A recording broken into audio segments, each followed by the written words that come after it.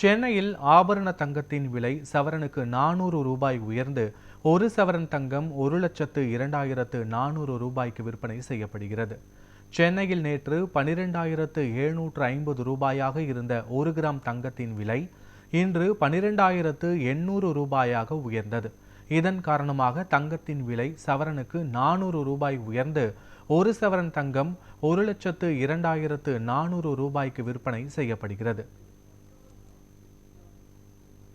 அதே நேரத்தில் வெள்ளியின் விலை சரிவடைந்துள்ளது.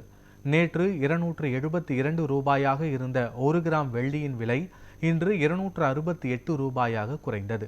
அதன்படி வெள்ளி விலை கிலோவுக்கு 4000 ரூபாய் குறைந்து 1 கிலோ வெள்ளி 2,68,000 ரூபாய்க்கு விற்பனையாகிறது.